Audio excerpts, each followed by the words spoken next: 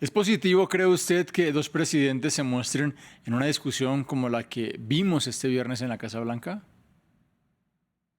No, no, claramente que no. O sea, uno considera que en estas instancias debería primar unas cabezas más frías y de poder llegar a un acuerdo en el cual se pueda firmar ese famoso cese al fuego, aunque se entiende mucho también la posición de Zelensky, que es un presidente en guerra que ve su territorio invadido.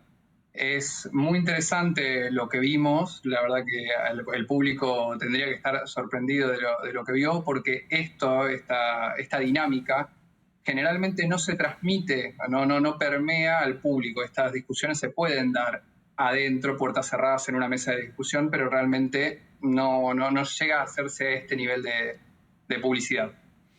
En los últimos años, las elecciones de varios países nos dicen que la población se inclina hacia figuras al margen de los partidos tradicionales, precisamente el caso de Trump, un empresario, Zelensky, un comediante. ¿El episodio de este viernes cree usted que es consecuencia de esta ruptura con la política habitual?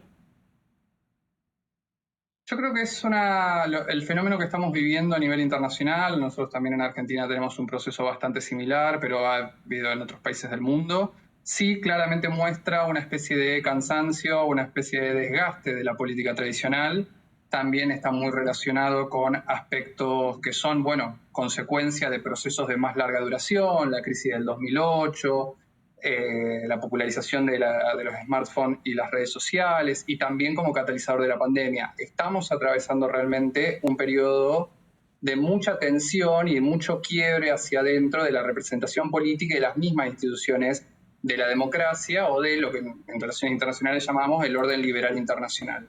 Lo que vimos hoy en pantalla entre Trump y Zelensky es otra grieta más, es otro elemento más que está exteriorizando esa crisis y ese fenómeno que ese espíritu de época que estamos viviendo. Precisamente por seguir con ejemplos en América Latina, tuvimos un episodio en Colombia en donde un Consejo de Ministros televisado evidenció fuertes fracturas en el gobierno. ¿Abrir estas discusiones al público se traduce en más transparencia o transmite preocupación a la audiencia? Es un periodo, o por lo menos es una decisión bastante compleja la que vivimos. La gente demanda transparencia, los medios y las redes sociales favorecen ese tipo de dinámicas, pero también, bueno, no voy a ser yo el que invente el concepto, pero estamos en una época de la telepolítica, entonces hay toda una performance siempre. Vivimos atravesado de una performance y los políticos son performers. Siempre lo fueron a lo largo de la historia, hoy en día está exacerbado eso.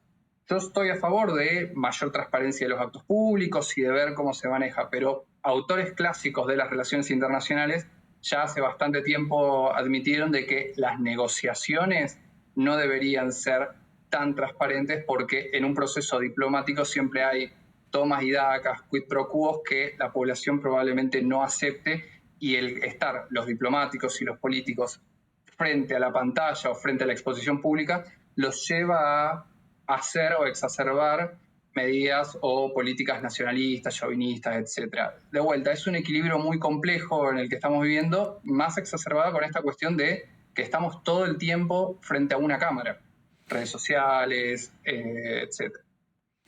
Y en este nuevo contexto, digamos, en donde haya políticos que son performers, ¿no termina eso desprestigiando precisamente a la clase política? A ver, es una respuesta, una pregunta muy interesante cuya respuesta es extremadamente compleja. Yo creo que sí, efectivamente se termina erosionando. Todos nosotros tenemos una especie de ideal de político, que es una persona formada, con un tono de convicción, pero al mismo tiempo sereno, una persona o un líder que una a poblaciones. Hoy en día estamos viendo, por un conjunto de varias causas, varios fenómenos sociales, estamos viendo que las poblaciones tienden a recompensar o tienden a favorecer posiciones justamente cada vez más, y lo pongo muy entre comillas, radicalizadas. Líderes fuertes, líderes que van hacia adelante, ya no tan parecido a ese estadista moderado que reinó mucho tiempo, por ejemplo, en Europa, que ha sido muchas veces el patrón el cual nosotros en América Latina siempre hemos visto. Sí, de vuelta, considero que es un fenómeno multicausal, y esto que estamos viendo, este tipo de políticos que hacen declaraciones en redes sociales rimbombantes, como Bukele, por ejemplo, el mismo Trump, que es un gran tuitero, como se diría en Argentina,